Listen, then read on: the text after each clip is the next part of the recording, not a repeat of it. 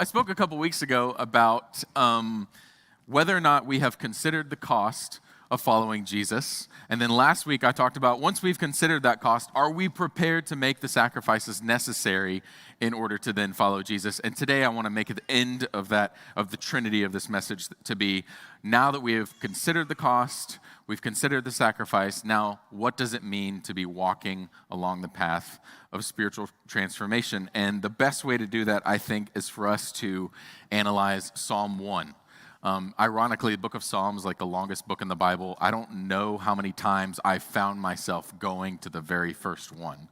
Bo and I were talking about it this week, and Bo mentioned like it's one of his favorites. And I'm like, I think of Psalm 23, I think of Psalm like 109. Like there are certain ones that you memorize and you think of and you say over and over again. But Psalm 1 is not one that I feel drawn to that often. But Psalm 1 and Psalm 1 through 8 are kind of like a subchapter in the book of Psalms that illustrate exactly what it means to be a righteous person of God.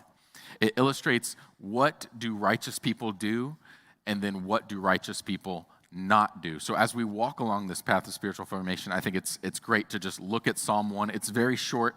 We're going to read straight through it, and then we're going to break it up into 3 sections. So Psalm 1, I'm reading out of the ESV this morning, and you'll see why in just a minute. But Psalm 1, verse 1.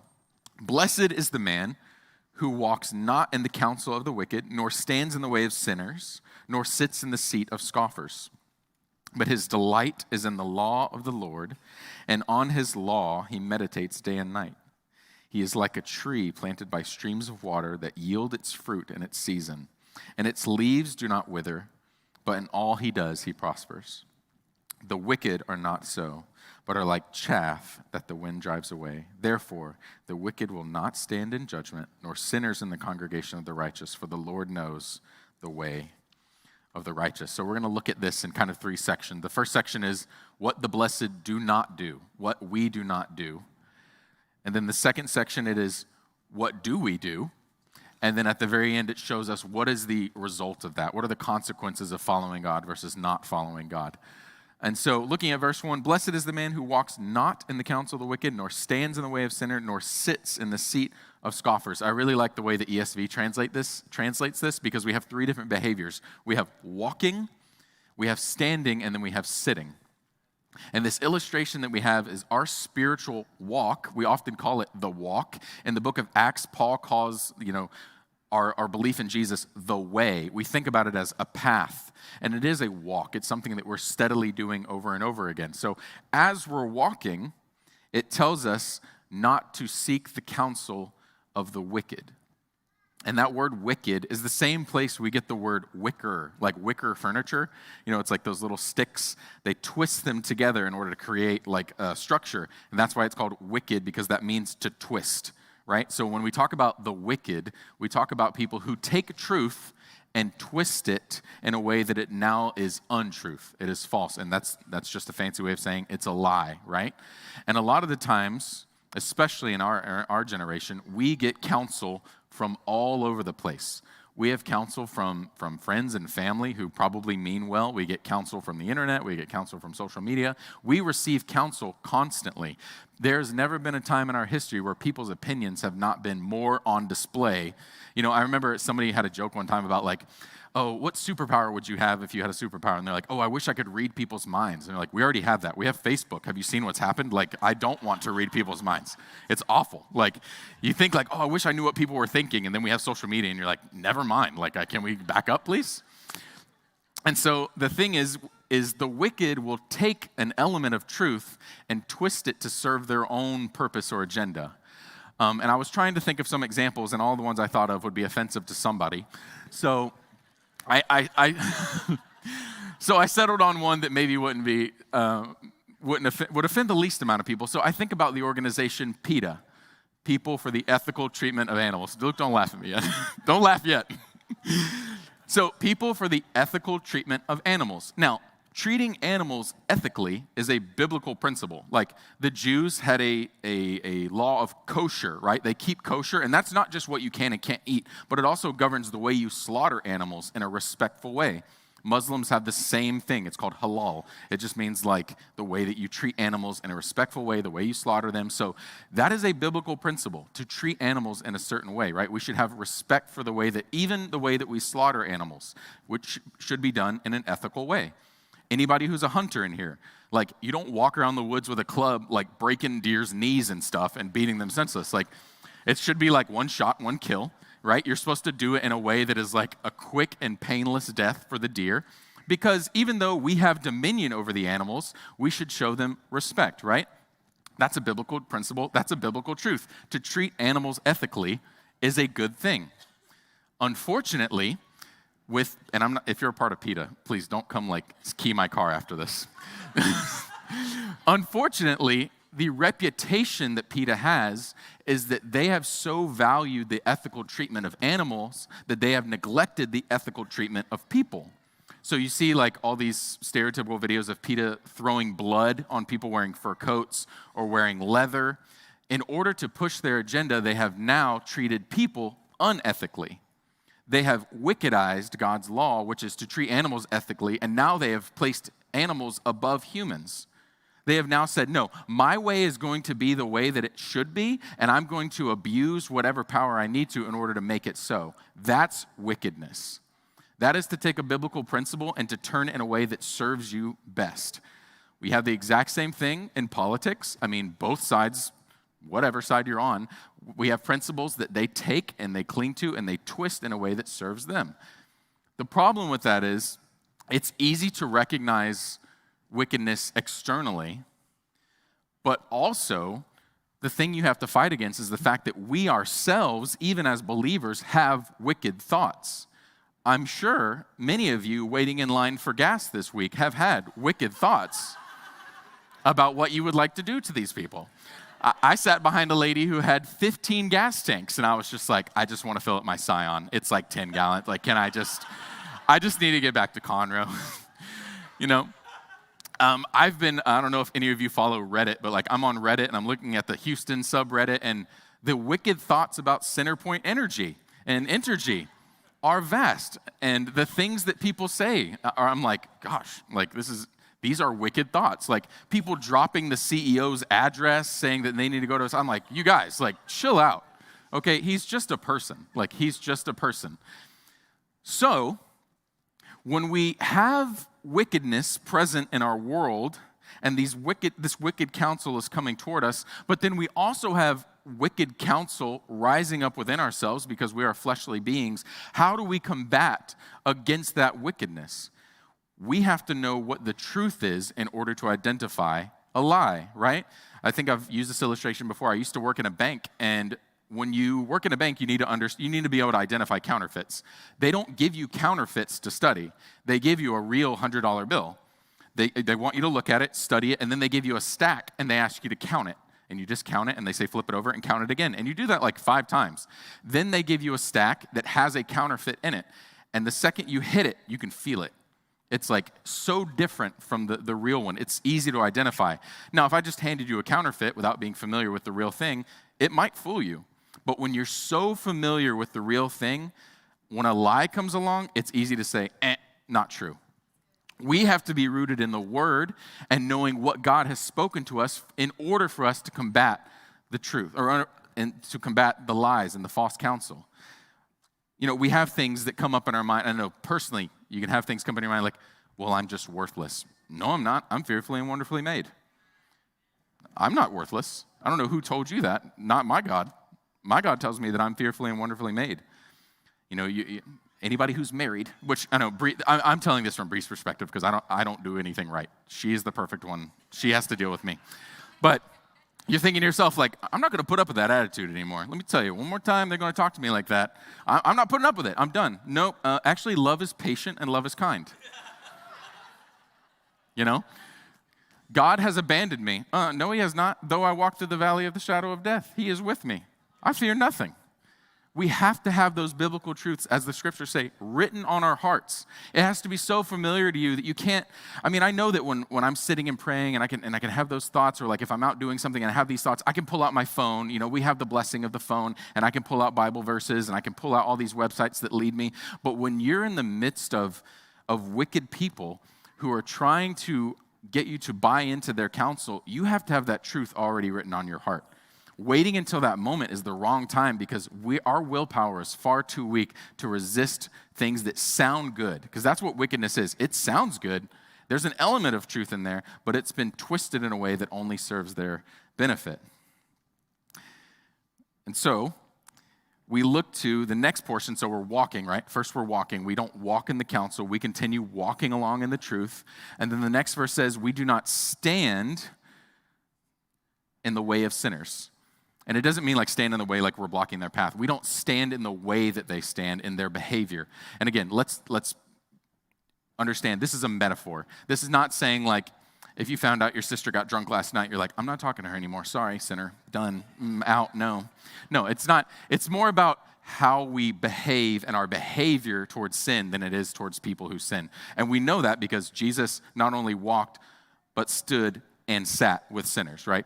It is our commission to associate, to give life to sinners, to encourage them, to let them know what the truth is. This is not a verse calling people to avoid sinners. It's a verse calling you to avoid sinful behavior.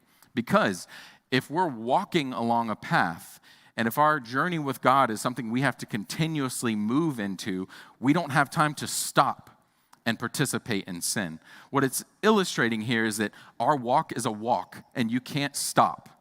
Because if we stop and we decide what we, in the church, we call living in sin, you cannot stay and stand and live in sin and expect yourself to progress towards your spiritual formation. It has to be one or the other. You either choose to live in sin or you choose to be spiritually transformed. Now, there's a difference between, obviously, like everyone has sinned probably on their way to church today, especially if you're married and you have children. You've probably sinned. It's okay. God has forgiven you. There's a difference between like we are human and we rely on the constant grace of God, and then there's another thing of like I am choosing to actively participate in addiction or adultery or something like that. There's a vast difference between oops, I'm human, and I am choosing to rebel against what God has told me to do. And you know if you are. I mean, you can hear God's voice in the back of your head telling you this is not what you need to be doing, but because your fleshly desires are so strong, you cast that voice aside and you continue on. And that's what God is saying. We don't have time to do that. You can't expect yourself to be further down the road that you are if you're just standing in one place. No, I'm going to live right here because this is what's comfortable to me. Well, then you can't expect to grow as you walk with him. And then third, it says we do not sit with those who are, or it says we do not sit in the seat of scoffers. Scoffers are like mockers, or another translation says the scornful. And that's people that are like, there's people who like don't believe, right? With the believers I'm getting tired up. There are people who don't believe but are not like actively militant against us, right? There are those who like reject God, but they're like, oh, but I'm not hateful. Scoffers are the ones who are actively rebelling against, speaking out against, hateful towards those who are following Jesus. These scoffers scoff at what God says, actively speaks against, and we don't sit there because we don't give hate for hate. It is not our job to hear people scoffing at God and then to talk trash about them, clearly. But we also, I think we have to be careful in where we see ourselves, because it's kind of like that, well, I'm on mission, right? I'm on mission to save everybody. If you aren't ready for battle and you go sit with a scoffer and you want to participate in that war that they're waging against you, you can easily find yourself turning into a scoffer yourself. I know I've seen people, my dad, growing up, like my friends would egg my dad on because my dad had extremely firm political convictions. Extremely. No bending to some degree. And my friends who did not have strong political convictions loved to sit with my dad and egg him on because it was funny to get my dad riled up on a Friday night. It's like, we don't want to go bowling, we don't go to the movies. Hey, let's go ask your dad about gun laws. That sounds fun. And so what would happen is my dad would start off in a very respectful way, right? My dad is typically, he's a very respectful guy, like outwardly. But then my friends would just say absolutely everything. Just walked out, everything that would possibly set him off. And by the end of the night, my dad's down mad. Now what happened? He allowed these people, which again, they had ill intentions. These mockers were there solely to mock him, right? It's solely to mock him. It's just like when people argue politics online, I'm kind of like, what's the point? Like, if you have a political conviction, like, I'm probably not going to change your mind right now. Like, and just like, arguing with people who are scoffing about God, if the goal is to sit there and show them the love of Christ through patience, that's fine. But it takes a special person to sit there and take people being unkind to you, being cruel, speaking down to you personally. I would warn against, as the Bible does, warn against sitting in the midst of people who are actively rebelling against God and speaking out in hateful, militant ways, because likelihood is you're not going to change their mind in that moment. And that doesn't mean that they're lost forever. That doesn't mean like we have to give up on them. I just mean in that moment, you're walking down your spiritual path and you see someone sitting and scoffing and being hateful and shouting out to you. I think the goal is really just to speak your peace, to love them, and to keep walking. I think God will put them in positions that perhaps one day they'll be one of the sinners standing there, or they'll be walking along the path with you, and then you have time to talk to them. But we have to be very careful with trying to participate in these discussions that can ultimately lead to destruction. I know Bree and I, a long time ago, we watched a YouTube video about 2 groups of Christians. There are like 3 guys on each side. All 6 of them are pastors, and they were discussing whether or not the earth was 6 million years old or whether the earth was 6,000 years old. And I was super interested just because I wanted to hear the discussion. But by the end of it, I almost felt sick because of the behavior from both sides. It's like we're sitting here arguing about this. I'm like, what is happening right now? Because both sides are now being hateful, angry, mean. They got condescending. It was no longer even about like scripture truth. They were just saying, you're such a fool. Like, you don't even know how to do research. And I'm just like, now I'm disgusted because we've allowed ourselves to devolve into just fleshly beings yelling at each other, right? We've missed the whole point. So let us not find ourselves in that position with non-believers and believers as well. Just be wise in that. So then we move into our next section, verses 2 through 3, and it tells us what we do as believers. And it says, but his delight, the blessed man, his delight is in the law of the Lord, and on his law he meditates day and night. So we must delight in the law of the Lord. If we see God's commandments and the law as restrictions, these things that we just do out of obligation, that's not out of delight. I remember my dad telling me when I was a teenager, he would be like, go mow the grass. And I'd be like, fine. I'd get my shoes on and everything, and I'm like stomping around. He's like, hey, check your attitude. I'm like, I'm doing exactly what you said. You asked me to mow the grass, and I said fine. He goes, it's not about what you said. It's how you're saying it, okay? Your attitude needs to change. I'm not delighting in my dad's commandments at that point. I'm doing it because he told me to. There's no excitement there. It makes me think of, forgive me, I've been on this stint lately of watching police body cam videos on YouTube. I don't know why. I don't know how I got down that rabbit hole, but I found myself 2 hours later, I'm just watching people get pulled over and stuff. I don't know. But anyway, you see people who are like, the police are like, hey, like they're sitting on the curb or whatever, like, okay, you're under arrest, like we have to go. And they're like, okay, I'm coming. And they're like digging in their pockets. And he's like, come on, let's go. And he's like, I'm coming, I'm getting ready. Like, and they're like, come on. So they're picking them up and like, what are you doing? I'm coming. And like, they're saying all the right things. Like they're making it seem like they're coming along with him when ultimately the reality is they're resisting. They don't want to go to jail. And they know they don't want to go to jail. They don't want to get in the back of the car. And we have to be careful with that. It's like, are we those people? Like, is God dragging us along? Because that's the thing. God won't. He's given you free will. If you feel like God is dragging you along with his commandments and the things he's telling you to do or are making your life miserable, you've misunderstood the truth of what this is. Like, God's law are not these handcuffs that he places on us to keep us from enjoying life. If anything, this gives us ultimate freedom to enjoy life the way that he has intended, because everything else is simply a counterfeit. Everything else is a wicked understanding, of what God has called you to do. God is the author of the universe. Everything we live in now is a broken world separated from him ultimately. If he's given us a command, it is a command to draw us back into what we were ultimately created to experience. And at first that kind of sucks. Like if you are like living in the world and you're loving the world and you are just indulging yourself in the ways of the world and then you try to follow into this truth all of a sudden, yeah, it's going to feel like bondage.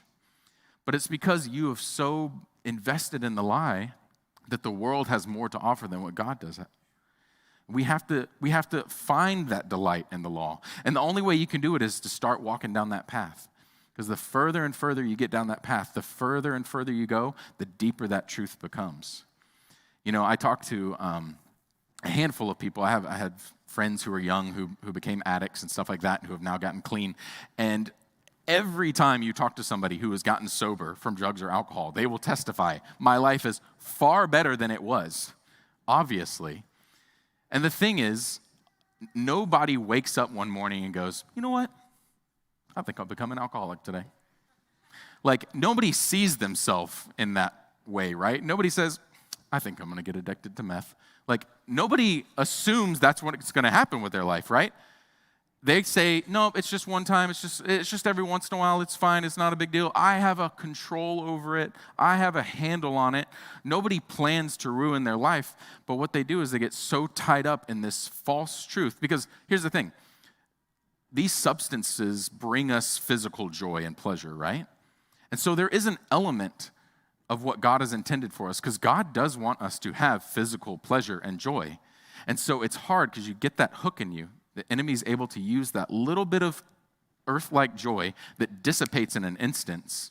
And so you're constantly left chasing it when God says, no, if you come to me, I am the water that wells up and you will drink and be thirsty no more. Stop drinking this water every day that's making you sick. Come to me and see that I will give you something that will bring you endless joy. And it will feel weird. It'll feel weird at first because you have to shift your entire mindset of what joy actually is. Joy is not a hit. Joy is not a high. Joy is something that even without even when fasting from food, fasting from things that bring me pleasure, I find joy because I know God is sustaining me. God is giving me more joy than any substance on earth. I don't care how good the Five Guys was. I don't care how big that fry bag was. God gives me more joy. He gives me more joy continuously. And then it says, after we delight in the law, he meditates on the law day and night. In order to meditate on it, you have to know it first, right? Like, this doesn't mean read it every day and night. That's not what the translation is. Meditate, to think about.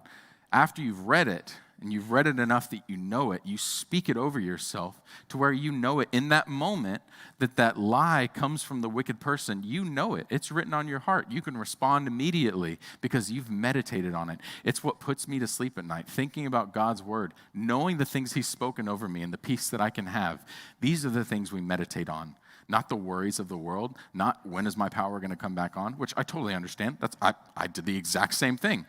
But in the midst of my power being off, I was forced into a place of isolation. My wife and my son were in Katy with my in-laws. I was at home taking care of our dog. I'm like reorganizing my son's closet because I had nothing else to do. And finally, I found myself sitting in the living room going, what do I do now? And in the midst of that isolation, I was like, I have so much peace. My God is with me right now. Even in the midst of no power, after I just threw away all the food out of my fridge, I can sit and say, I have joy. God will supply us with more food. God will supply us with power when he sees fit. I can find joy and peace in this moment because where am I solidified? Am I solidified in trusting Centerpoint's power grid? Absolutely not. Am I solidified in whether or not the branch is going to be taken down or the linemen are going to come at this time or this time? Oh my gosh, like we can find ourselves just being terrorized by our own worry because we are out of control and we're doing anything we possibly can to bite our teeth into controlling our circumstances, when in reality, what God is welcoming us to do is to say, I have everything you need right now. And in the midst of joy, in the midst of sorrow, in the midst of celebration, and in the midst of tragedy, I will sustain you. You need to seek nothing further than what I can give you. And what's hard is that walk is one step at a time. And in our world, the world talks about planning, like you got to plan out your days, what you're going to do, and you're going to man plans and God laughs. That's not in the Bible, but I love that phrase. Man plans and God laughs. And it's like we can make all these plans, we can do all the right things, and ultimately God is in control. We meditate on that day and night, and that's what helps us sleep well, more than anything. Dallas Willard is quoted as saying, the perceived distance and difficulty of entering fully into the divine world and its life is due entirely to our failure to understand that the way in is the way of pervasive inner transformation and to our failure to take small steps that quietly and certainly lead to it. And what that means is that people will see where they're at. We will reflect on ourselves, where we are spiritually, understand that we are called to be more like Christ, and see how far that is down the road and decide that's way too far. Like, I might as well not even get started. Like, I mean, what's the point? It's way down there. Like, what is one step going to make a difference? What even 2 steps, how is that going to make a difference? But what Willard is saying here is that that's exactly where the enemy wants you to be, is that, no, this one right step isn't going to make a difference. False. Absolutely not. When I was in Australia, we were taking a bus from one rural town to another rural town. We stopped at a gas station, we filled up with gas, and I don't remember how far we got out of town, but all of a sudden the person driving was like, "Is this car gas or diesel?" And everyone's like, "It's a diesel van." He goes, "Okay. Well, I just filled it up completely with gas." And so we pulled over, and Jane, I don't know if you guys have the picture. I'll show you exactly what the landscape looked like. So that's us. And if you were to turn around, it looked exactly the same. So this was in 2009, so cell phones did exist, but we didn't have like Google Maps and we didn't have great service. So me and Ben, the driver, we decided we were just going to start walking back to the town, which is in that direction. Do you see it? Yeah, me neither. But we said, I mean, this is the only thing we can do is to walk back to town and get a wrecker. And we're like, okay, I guess we'll start walking. So sure, we just started walking down that road. We just started walking. And we're like, I don't know how long it's going to take to get there. I don't remember how many kilometers it was, but it was a far way away. And, and we're just walking. We're talking about, probably the Bible and stuff. And the sky was really pretty. It was nice outside. But I still didn't see anything on the horizon. All of a sudden, this little black car pulls over. And this little Indian man is sitting in the front seat, and he's like, "Hey, do you guys need a ride?" And we're like, "Yes, we would love a ride. We're going to, I think it was Catherine. I can't remember, it was Catherine and Hewington." Either way, we told him, he's like, "I'm going there. I'm actually the new priest. I'm going to go take over for the priest who's retiring in the Catholic Church there." And we're like, "Cool, let's go." So we get in the car, and he takes us into town, and I don't remember, 15, 20 minutes later, we were back in town, and here we are. We were able to go to the wrecker, get the wrecker, to go out and get the van. And the reason I tell you that story is because our walk can often be like that. We have to display the willingness to start taking those steps and realizing that it's not our own power that sustains us through the walk, but it is the black car that comes and gives you a lift all the way back to town. That is God's power to sustain you, right? Forgive the cheesy metaphor. It's just what works, okay? But it really is. Even in my own life, I've looked back and said, how the heck did I go from the man who married Brianna to the man I am right now? Lord knows, because it wasn't me. I'll tell you that much. But I still had to be willing to start taking the steps that were required to commit to God's power, to enter into the road that He's called me to walk upon, to stop standing with sinners, to refuse to sit with mockers, and to say, "You know what, Lord, that looks like a far off way, but I'm going to trust that you're going to sustain me along this path." Oh, thanks, guys. Then we move into verse 3, and this is a beautiful contrast to what we've been talking about. And it says, verse 3 says, "He is like a tree," the blessed person is like a tree, "planted by streams of water that yields its fruit in its season, and its leaf does not wither. In all that he does, he prospers." So we've been given this illustration of walking, and all of a sudden we're giving a contrast of a tree that does not move.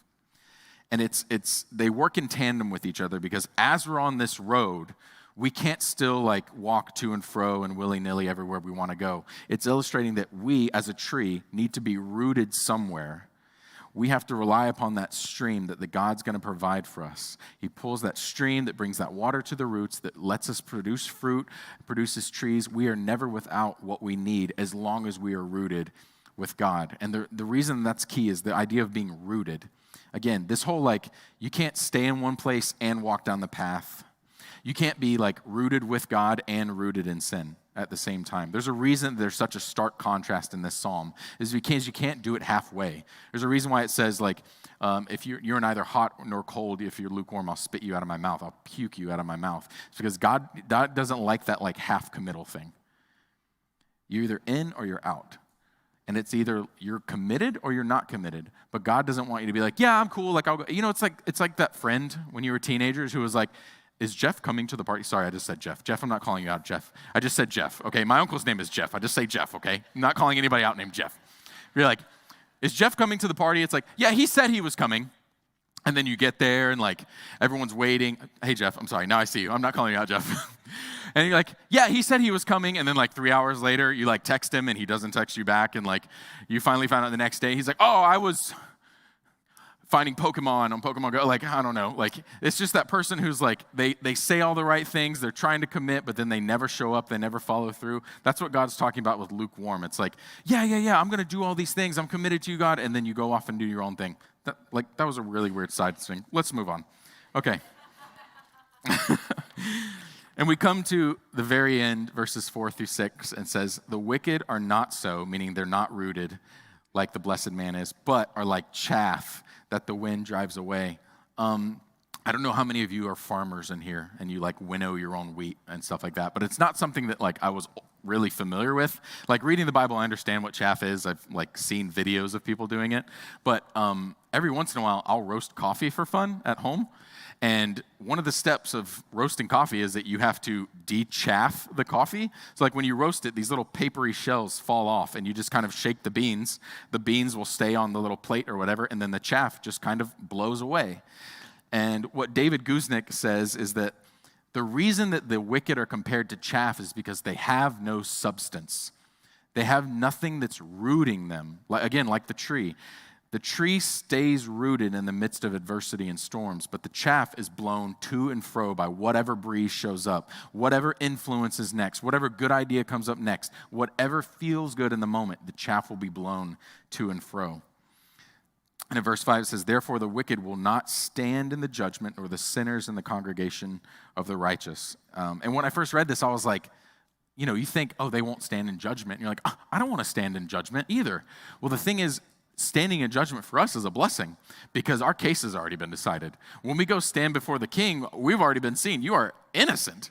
You are innocent. God looks at us through the veil of blood of Jesus Christ. And as we stand in front of the judgment, he says, you are worthy, you are righteous. So standing in the judgment is a blessing for us. The fact that the righteous get to stand in judgment is a blessing.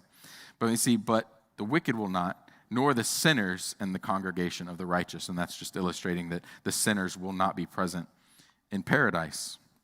And we come to the last verse, 6. For the Lord knows the way of the righteous, but the way of the wicked will perish.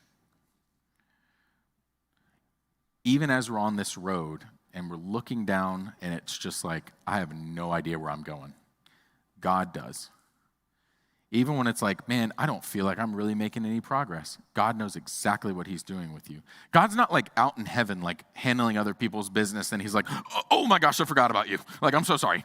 Like, God is constantly watching you and like is intentional with your walk. So even though it feels like for us sometimes that it's like, man, I don't feel like I'm making any progress. Maybe that's just the season that you need to be in. I mean, again, it builds endurance.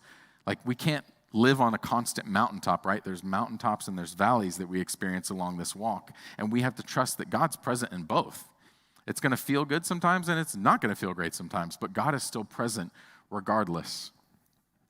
And my concern for us and for, believers in general is that we see our identity as being Christians is simply accepting Christ as our Savior and Messiah. It's like, it says even the demons recognize who Jesus is. Like, of course he is. That's like basic knowledge. But to then refuse to go along this walk that he's called us to is missing the entire point of the gospel. It's like being invited to Disney and you like enter the gate and you hang out at the ticket booth. You're like, I'm in, I went to Disney, technically. But then you've missed out on every blessing that's been provided for you. Like, you're not going to ride the tilt-a-whirl, the teacups? Like, come on. Like, you're going to go all the way to Florida, you're going to make all these sacrifices, and you're going to enter the ticket booth and be like, I made it. You're like, yeah, but then, like, what's next? Like, you can't and that's exactly what it's like to me, is because those who accept Jesus and then to continue to live in the ways of the world, like, you're hanging out at the ticket booth.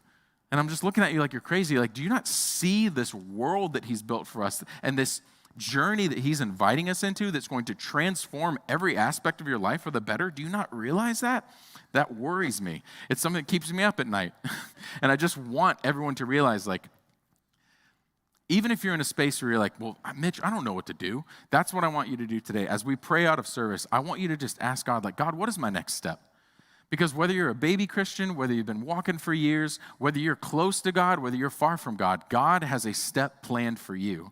And the important thing is to be committed to taking the next right step. You don't have to have your life planned out for the next 100 yards or 15 miles. Just taking the next right step is all he's asking you to do.